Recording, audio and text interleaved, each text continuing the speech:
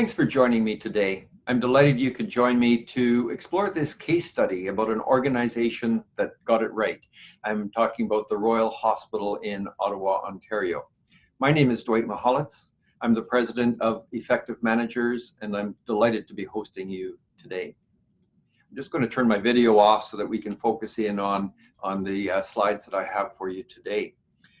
In my experience as a manager, as an executive, as the head of organizations, I've talked to literally thousands of managers, and always they're faced with this situation. They give me the feedback that they've got too much work delegated to them.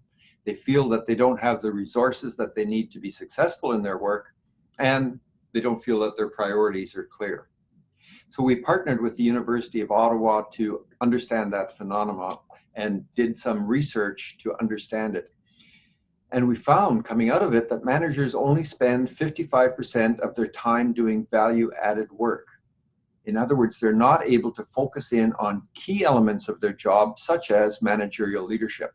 I talk about the research and I talk about the leadership in other blogs. Today, I want to talk about a case study of an organization that focused in on managerial leadership as a key element of their improvement processes. I'd like to introduce you to George Weber. He was appointed as the president and CEO of the Royal Hospital about 12 years ago. And as he took over the organization, he realized that he had a large job in front of him. First of all, it's a Canadian hospital, so it's a very complex organization. It was under very tight budget constraints, and in fact, even cutting back on some resources. So if you take into account budget cuts and the ongoing increase in salaries required for contracts of unions, you can see that they had very few resources for operational imperatives. And yet the hospital and the managers and the employees there were all driven to provide excellent client results. So how do you do this in a perspective of declining resources in the organization? As soon as George assumed the role of president and CEO of the Royal, he began a number of different initiatives. First on the list was to develop a strategic plan which went far enough into the future to provide direction for the entire organization. He then designed performance indicators and a method of delegating those down the organization so that all managers had established targets and that they were benchmarked against the goals of the strategic plan.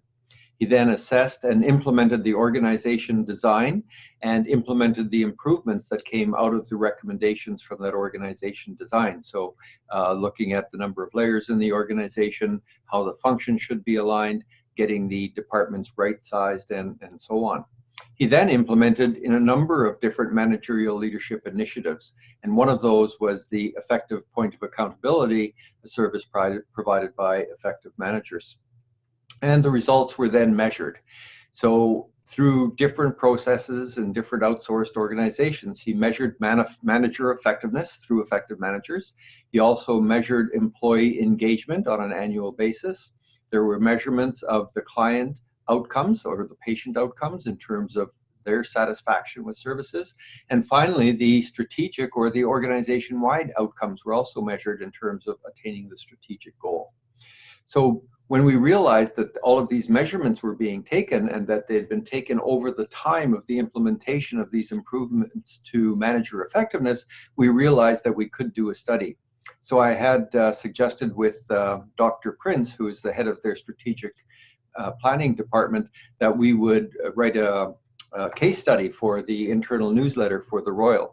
But in fact, because she has an academic background, she suggested that we do a journal article, and I'll come to that in a minute. But the results really do speak for themselves. So in terms of manager effectiveness, as a result of the initiatives in that area, manager effectiveness increased from 59% to 68% over the time of the measurement from 2012 through 2016-17 fiscal year. The employee engagement increased as well from 67 to 73%. Client experience, the average increased from 82% to 86%. This is not as large, but it was high to begin with, and based on the desire of all of the staff and the managers to have a good client experience. And then finally, the biggest payoff are on the organizational outcomes. Again, this is an average of many, many measures, as all of the others are, but with Dr. Prince, we came up with these averages to show the overall improvements. So the payoff is absolutely there in terms of investing in manager effectiveness so that employees can be more engaged, so that there's a better client experience and organizational outcomes can be improved. This is the front page of the journal article that we submitted. It was accepted by Healthcare Management Forum, a Canadian peer-reviewed journal, so we were very excited about that.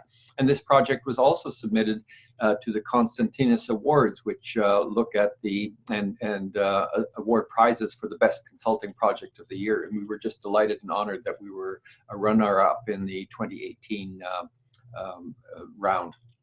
So in closing, if you would like any more information about these initiatives, please do go to my website. You can check out the effective point of accountability or learn more about the manager effectiveness assessment. You can also register for my e-news or contact me by email if you have any questions or would like to chat.